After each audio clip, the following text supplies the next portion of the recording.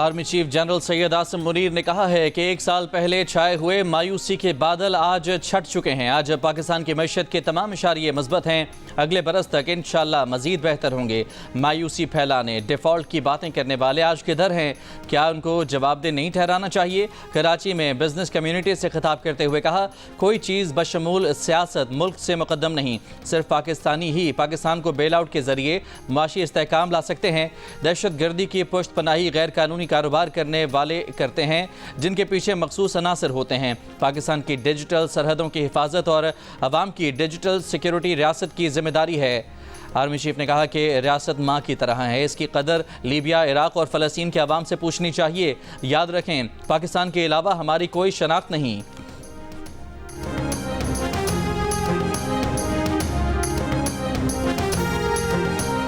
Toshakhana 2 case में बानी PTI की जमानत मंजूर। इस्लामाबाद हाई कोर्ट का 10-10 लाख रुपए के मचलके जमा कराने का हुक्म। जस्टिस मियां गुल हसन औरंगजेब ने फैसला सुना दिया। अदालत का जमानत के बाद बानी पीटीआई को ट्रायल कोर्ट में पेश होने का हुक्म। कहा, ट्रायल के दौरान अदालत से ताउन न किया तो जमानत वापस हो सकती है। तहरीरी हुक्म में कहा गया है कि बानी पीटीआई को खबरदार किया जाता है कि जमानत की रियायत का गलत इस्तेमाल न करें। अगर बानी पीटीआई जमानत का गलत इस्तेमाल करें तो प्रोसिक्यूशन जमानत वापस लेने की दरख्वास्त दे सकती है।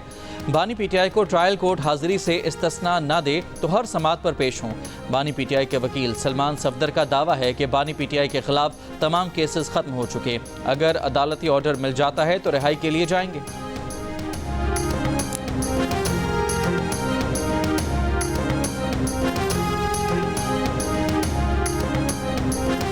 बानी पीटीआई की रिहाई का अभी कोई इम्कान नहीं। अभी तक 9 मई के 8 मुकदमात में उनकी जमानत नहीं हुई। वफाकी वज़ीर इत्तलात अताउल्लाह तारड़ की जियो न्यूज़ से गुफ्तगू। कहा, तोशाखाना 2 में बानी की जमानत हुई है, मुकदमा अभी चल रहा है। मुकदमे के लिए बहुत शवाहिद हैं। ट्रायल कोर्ट में केस आगे बढ़ेगा तो जमानत खत्म भी हो सकती है। मुज़ाकरात के सवाल पर वज़ीर इत्तलात ने कहा कि मुज़ाकरात हुए भी तो पीटीआई के पुरअमन रहने की जमानत कौन देगा? वैसे भी मुज़ाकरात सूबों और वफाक में होते हैं। अताउल्लाह तारड़ ने कहा कि यह बात सबको पता है कि 9 मई के अहकामात पीटीआई क़यादत ने ही दिए थे।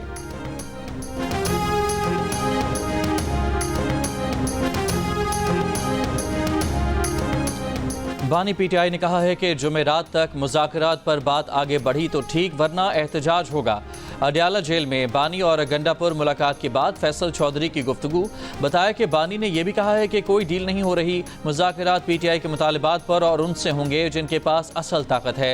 एहतजाज मुतालिबात की मंजूरी पर ही मनसूख होगा। अली अमीन गंडापुर और बैरिस्टर गौहर की बानी पीटीआई से ये 2 दिन में होने वाली मुसलसल दूसरी मुलाकात थी। चेयरमैन पीटीआई बैरिस्टर गौहर ने उन खबरों की तरदीद की है कि उन्होंने बानी पीटीआई से मुलाकात में एहतजाज की कॉल वापस लेने की दरख्वास्त की है। उन्होंने कहा कि बानी पीटीआई से मुलाकात में मुज़ाकरात या राबतों से मुताल्लिक़ कोई गुफ्तगू नहीं हुई। इससे पहले ज़राए से ये खबर सामने आई थी कि अली अमीन गंडापुर और बैरिस्टर गौहर ने मंगल को मुज़ाकरात की तजवीज़ बानी पीटीआई के सामने रखी। आज मुज़ाकरात की पेशरफ से आगाह किया, जिस पर बानी पीटीआई ने इत्मीनान जाहिर किया। ज़राए का यह भी कहना था कि बैरिस्टर गौहर और अली अमीन गंडापुर ने बानी पीटीआई को एहतजाज की कॉल वापस लेने का कहा।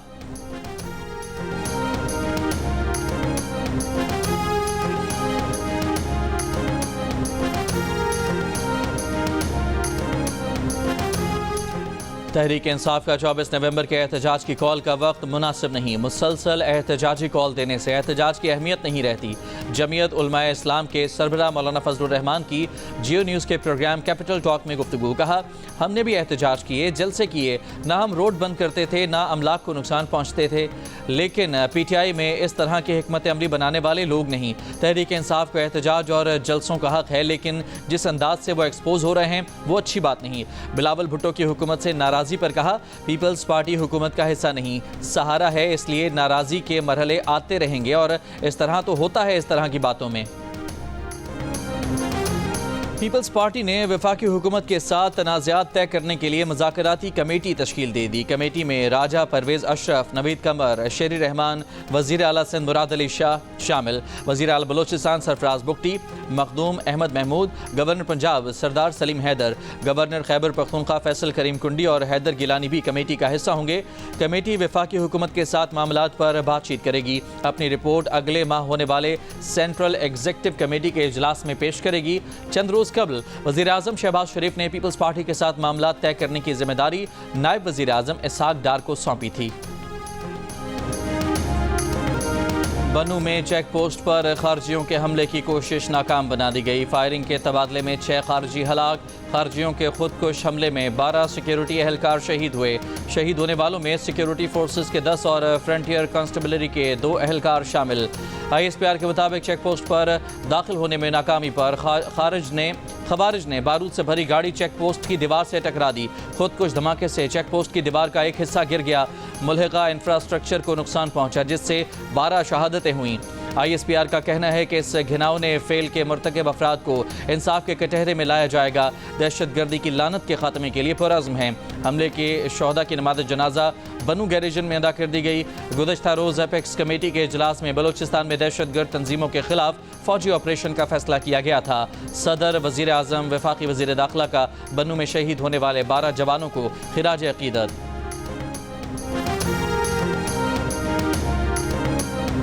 सिविलियन के फौजी ट्रायल से मुतालिक केसेस में आईनी बेंच कमेटी का जुडिशल कमीशन ऑफ पाकिस्तान से रुजू करने का फैसला। जस्टिस अमीनुद्दीन की सरबराही में आईनी बेंच कमेटी का एलामिया जारी।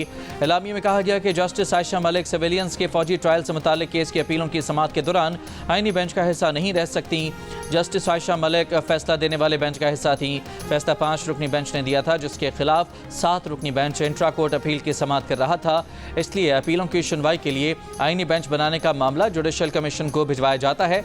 एलामिया के मुताबिक सुप्रीम कोर्ट को आइन के आर्टिकल 186A के तहत मुकदमात की मुंतकिली का इख्तियार हासिल है। मामलात की रेगुलर बेंचों के जरिए समाअत होती रहेगी। सिर्फ आर्टिकल 199 के तहत ऐसे मामला जिनमें अहम आइनी सवालात या कानून के अहम मसाइल शामिल हैं आइनी बेंच को भेजे जाएंगे।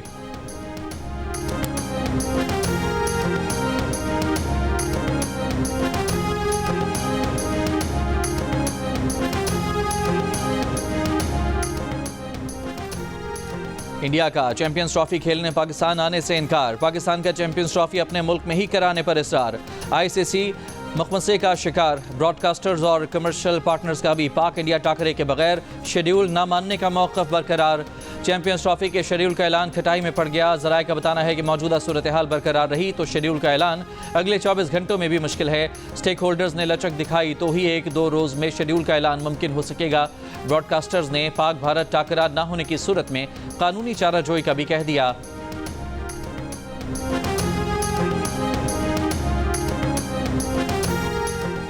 भारत का चैंपियंस ट्रॉफी के लिए पाकिस्तान आने से इनकार के बाद अपनी ब्लाइंड क्रिकेट टीम को भी पाकिस्तान आने से रोक दिया। भारतीय ब्लाइंड टीम को T20 वर्ल्ड कप में शिरकत के लिए पाकिस्तान आना था। भारतीय ब्लाइंड क्रिकेट एसोसिएशन ने पाकिस्तान न आने से मुतालिक तहरीरी तौर पर भी बता दिया। खत में लिखा कि भारतीय हुकूमत ने पाकिस्तान में शेड्यूल्ड इवेंट में शिरकत की क्लियरेंस नहीं दी। इस मामले में जो मुश्किल हुई उस पर माजरत खा हैं। दूसरी जानिब ब्लाइंड T20 वर्ल्ड कप में शिरकत के लिए अफगानिस्तान के बाद जनूबी अफ्रीका की टीम भी लाहौर पहुँच गई। इवेंट 3 दिन बाद लाहौर में शुरू होगा।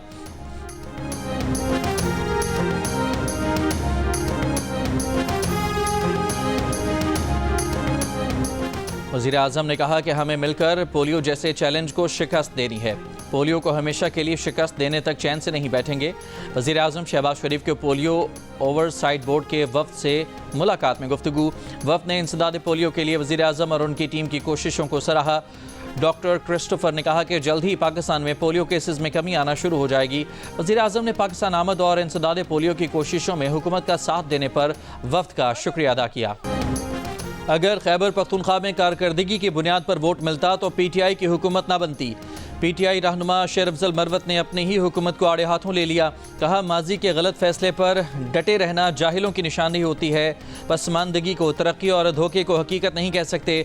कारकर्दगी का पैमाना और मयार रखते तो हमें आज ताने नहीं मिलते। माजी की नाकामियों को तस्लीम करना होगा।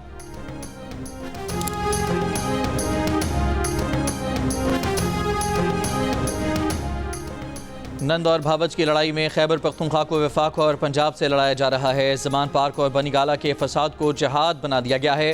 पंजाब के सीनियर वजीर मरियम औरंगजेब का बयान। कहा, आपस की लड़ाई घर में हल करें। मुल्क और अवाम का वक्त क्यों ज़ाया कर रहे हैं।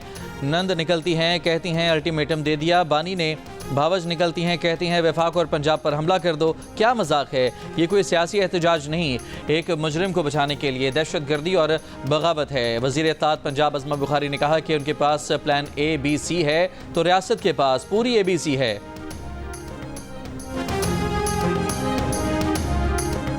अगर बात होनी है और एक दो रोज़ में पेशरफ्त हुई तो ऐसी शख्सियत के साथ बात होगी जो इस्टेब्लिशमेंट से मुंसलिक हो, चाहे वो मोहसिन नकवी हो या कोई और हो।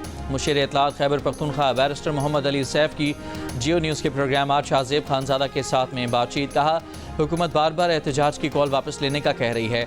जब हमें नज़र आएगा कि हुकूमत संजीदा है तो हम एहतजाज की कॉल वापस लेने या ना लेने के बारे में गौर करेंगे। हुकूमत संजीदा हुई तो इस्तगासा को हिदायत जारी की जाएंगी कि मुकदमात को ख़त्म कराया जाए, इलेक्शन का ऑडिट हो और 26वीं तरमीम को वापस लेने के इक़दाम किए जाएँ, फिर हम समझेंगे कि हुकूमत संजीदा है।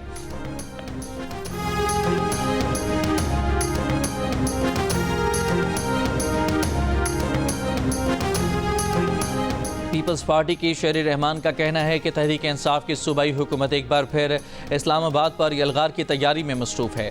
PTI पुरअमन सियासी एहतजाज का इरादा नहीं रखती। वज़ीर इत्तलात सिंध शर्जील मेमन ने कहा कि 24 नवंबर की कॉल से कुछ नहीं होगा। आप गन पॉइंट पर हुकूमतों को यरगमाल नहीं बना सकते, लेकिन एहतजाज का मतलब ये नहीं कि PTV या पार्लियामेंट पर हमला किया जाए। 24 नवंबर को फिर से आवाम को यरगमाल बनाने की कोशिश की जा रही है।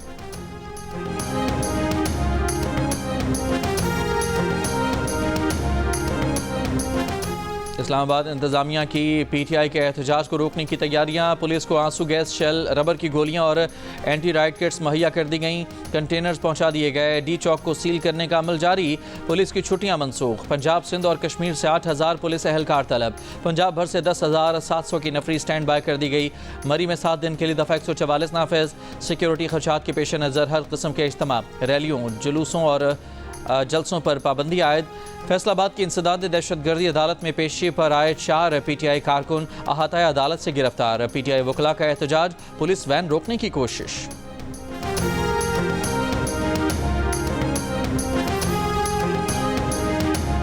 जो लोग 24 नवंबर को एहतजाज की तारीख देकर फंस गए हैं, अब निकलने का रास्ता ढूंढ रहे हैं। एहतजाज करने वालों को अल्लाह हिदायत दे। गवर्नर सिंध कामरान टसूरी की कराची में मीडिया से गुफ्तगू। कहा इतलात हैं कि कुछ लोग एहतजाज करना चाहते थे लेकिन अब खुद बचना चाह रहे हैं। इससे कबल मुफ्ती तकी उस्मानी ने गवर्नर हाउस में IT सेंटर का दौरा किया। कहा तलबा अपनी सलाहियत को मुल्क और मिलत के लिए इस्तेमाल करें। और हाई कोर्ट में बानी PTI के तमाम मुकदमात में अबूरी जमानत देने की इस्तदा मुस्तरद। जस्टिस फारूक हैदर ने कहा कि उनके नज़दीक मुल्ज़िम का जमानत कबल अज़ गिरफ्तारी में अदालत के रूबरू पेश होना ज़रूरी है। अदालत में पेश रिपोर्ट्स के मुताबिक बानी PTI के खिलाफ इस्लामाबाद में 62 और पंजाब के हदूद में 54 मुकदमात दर्ज हैं।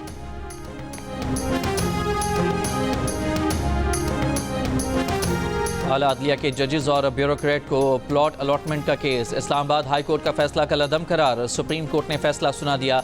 जस्टिस अतर मिनल्ला के 2022 के फैसले को गैर आइनी और इख्तियारात से तजावुज़ करार दे दिया। तहरीरी फैसले में जस्टिस आयशा मलिक ने कहा कि हाई कोर्ट्स को अज खुद नोटिस लेने का इख्तियार हासिल नहीं है। इस्लामाबाद हाई कोर्ट ने जो कहा वो केस इसलिए सामने था ही नहीं। जजेस के प्लॉट अलॉटमेंट को भी हाई कोर्ट से मुअत्तल किया जो इसके सामने था ही नहीं। यह आइनी तौर पर नाकाबिल कबूल है कि अदालतें अपने दायरा इख्तियार को वसअत दें। हाई कोर्ट खुद से किसी पॉलिसी को गैर आइनी या गैर कानूनी करार नहीं दे सकती।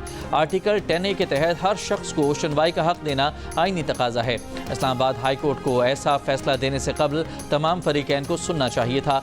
हाई कोर्ट किसी मामले को उस वक्त सुन सकती हैं जब उसके सामने कोई फरीक हो।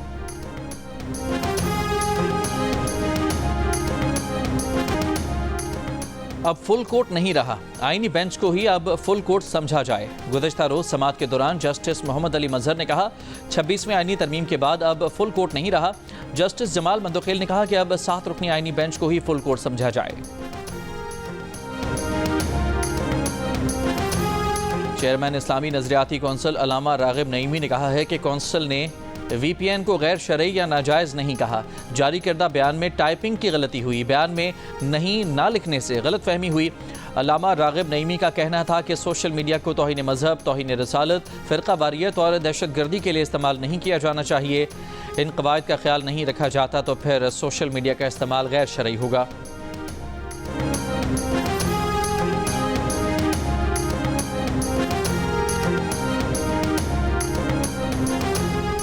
मुल्क भर के बोर्ड्स इम्तहानात में पासिंग और ग्रेस मार्क्स बढ़ाने का फैसला।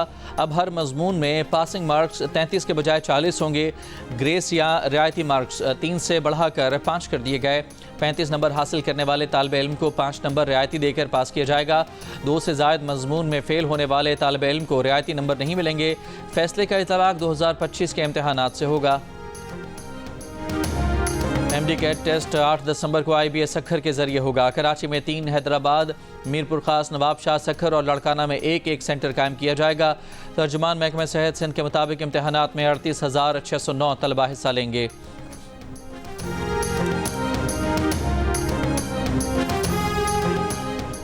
हवाओं के रुख में तब्दीली। पंजाब में स्मॉग बदस्तूर कम। सूबे के दीगर अजला के बाद लाहौर और मुल्तान डिवीजन में भी तालीमी सरगर्मियाँ बहाल। तलबा में मास्क की पाबंदी पर नजरसानी होगी। बच्चों की हाजिरी कम रही।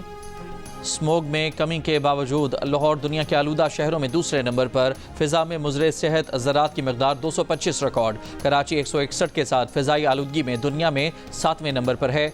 सूबाई वज़ीर मरियम औरंगज़ेब का स्मॉग में कमी के बावजूद एंटी स्मॉग मुहिम जारी रखने का ऐलान। माहौलियाती क़वानीन के खिलाफ वर्जी पर लाहौर में 12 और पंजाब के दीगर शहरों में 10 सनती यूनिट सील। ज़िगज़ैग टेक्नोलॉजी के बगैर चलने वाले 15 भट्टे गिरा दिए गए।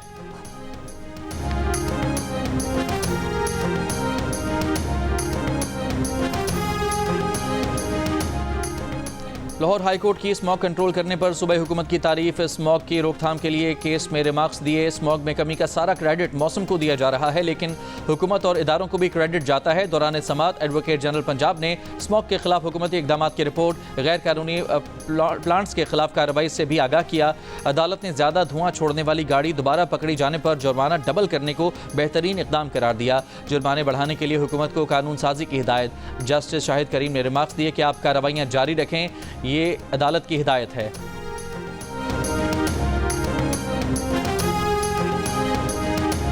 वज़ीर आला पंजाब मरियम नवाज़ ने तलबा को 90 दिन में लैपटॉप देने का हदफ मुकर्रर कर दिया। वज़ीर आला मरियम नवाज़ ने 2000 अक़लियती तलबा को भी लैपटॉप देने का हुक्म दिया है। लैपटॉप हासिल करने वालों में 32% जनूबी पंजाब के तलबा होंगे। इसके अलावा पंजाब भर में 30,000 सरकारी और 10,000 प्राइवेट तालीमी इदारों के तलबा को स्कॉलरशिप्स भी दी जाएंगी। वज़ीर आला होनहार स्कॉलरशिप प्रोग्राम के तहत 18,000 तालिबात को वज़ाइफ मिलेंगे। 4 से 5 साल तक तलबा की मुकम्मल ट्यूशन फ़ीस होनहार स्कॉलरशिप के तहत अदा की जाएगी।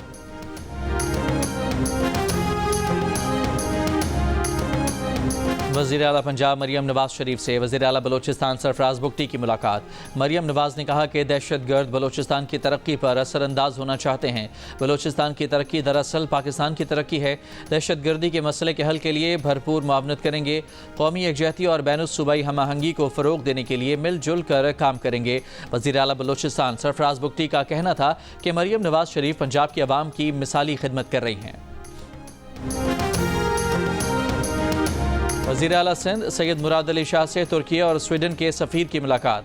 वज़ीर आला सिंध की तुर्क और स्वीडिश कंपनियों को एनर्जी, कोल माइनिंग, साफ़ पानी और दीगर मनसूबों में सरमायाकारी की दावत।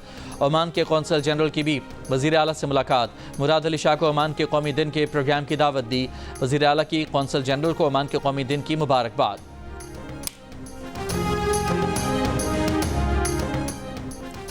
वज़ीर इत्तलात सिंध शर्जील मेमन का हैदराबाद में भी जल्द BRT बस सर्विस शुरू करने का ऐलान। हैदराबाद में यूनिवर्सिटी के तलबा से खिताब में कहा कि ट्रांसपोर्ट सेक्टर में सिंध हुकूमत ने बहुत काम किया है। सिंध वाहिद सूबा है जिसने पिंक बस सर्विस और पहली इलेक्ट्रॉनिक बस सर्विस का आगाज़ किया। सिंध हुकूमत सोलर सिस्टम और हवा से भी बिजली बना रही है।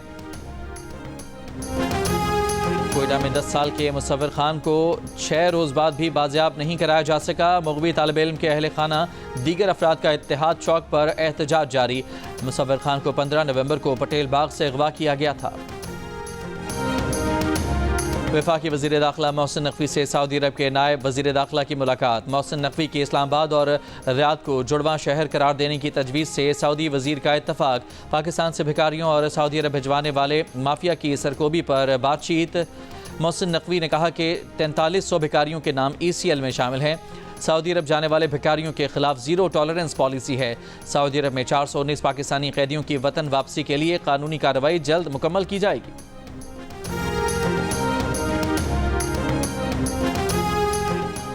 इस इसराइली फ़ौज के लबनान में 100 से ज़ायद अहदाफ पर हमले, 4 लबनानी फ़ौजियों समेत मुतादिद लबनानी शहीद।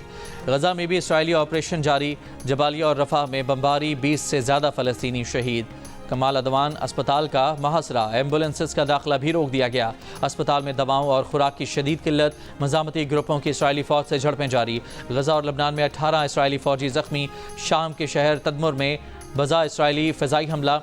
इसराइली वज़ीर आज़म का हर यरगमाली की बाहिफाजत रिहाई पर $50 लाख देने का ऐलान। सलामती कौंसिल में गजा जंगबंदी की करारदाद अमरीका ने वीटो कर दी।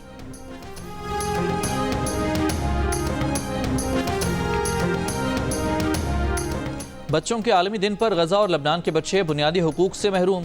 अक़वाम मुत्तहिदा के मुताबिक इस वक्त गजा बच्चों के लिए कब्रिस्तान में तब्दील हो चुका है, जहाँ हर 30 मिनट में एक बच्चा कत्ल हो रहा है। फ़लस्तीनी हुकाम का कहना है कि 7 अक्टूबर 2023 के बाद से सहूनी हमलों में 17,400 बच्चे शहीद और हज़ारों लापता हो चुके।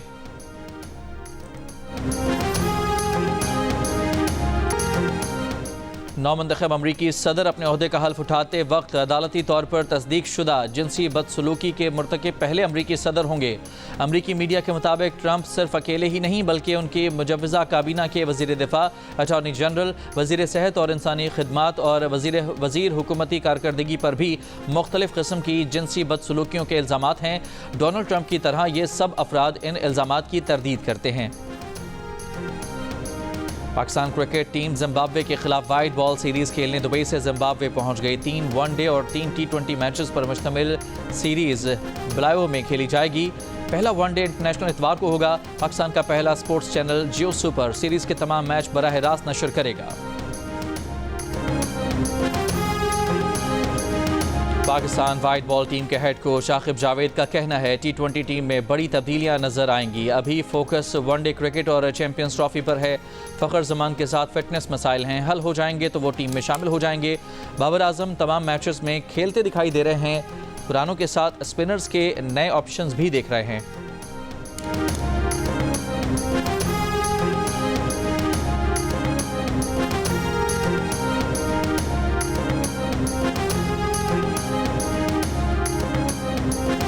ICC चैंपियंस ट्रॉफी का टूर पाकिस्तान में जारी। मुख्तलिफ शहरों में नुमाइश के बाद ट्रॉफी कराची पहुंचा दी गई। बर्न्स रोड फूड स्ट्रीट पर ट्रॉफी का फोटो शूट किया गया। फैंस की बड़ी तादाद बर्न्स रोड पर ट्रॉफी देखने जमा हो गई।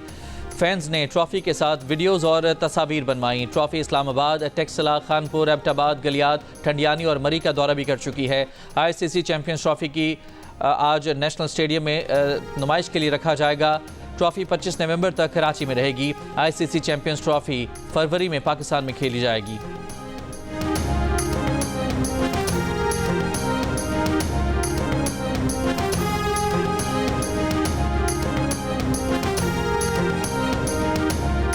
T20 world cup Asia B qualifier में मुत्तहिदा अरब अमारात ने सऊदी अरब को 17 रन से हरा दिया। UAE के 162 रन के जवाब में सऊदी अरब की टीम 145 रन बनाकर आउट हो गई। टेनिस का एक अहद तमाम हुआ। हिस्पानवी स्टार राफेल नडाल ने करियर का अलविदाई मैच खेला, जीत न सके। इस मौके पर 22 ग्रैंड स्लैम जीतने वाले नडाल के शानदार मैचेस की झलकियां दिखाई गईं। रॉजर फेडरर, नोवाक जोकोविच, सेरेना विलियम्स का नडाल को खिराज तहसीन। कराची आर्ट्स काउंसिल में इस साल की आलमी उर्दू कॉन्फ्रेंस का इंतज़ार, तैयारियां जारी। पाकिस्तान और दुनिया भर से शायर, अदीब, फनकार और मुख्तलिफ शोबों के माहिरीन शिरकत करेंगे। कॉन्फ्रेंस 5 से 8 दिसंबर तक मुनाकिद होगी। कराची में जुमा यानी 22 नवंबर से सिंध क्राफ्ट्स फेस्टिवल का आगाज़। समंदर के किनारे तफरीही मकाम पर इस फेस्टिवल में सिंध के दस्तकारी के नमूने पेश किए जाएंगे। तीनों रोज़ रात को म्यूज़िकल नाइट होगी, जिसमें सनम मारवी, अबू मोहम्मद कवाल और मुमताज़ मौलाई जैसे फ़नकार परफॉर्म करेंगे। सिंध के वज़ीर सक़ाफ़त ज़ुल्फ़िकार अली शाह की जियो न्यूज़ के प्रोग्राम जियो पाकिस्तान में बातचीत। कहा, फेस्टिवल जुमे और हफ्ते को 4 बजे से रात 12 बजे तक और इतवार को दोपहर 12 बजे से रात 12 बजे तक जारी रहेगा।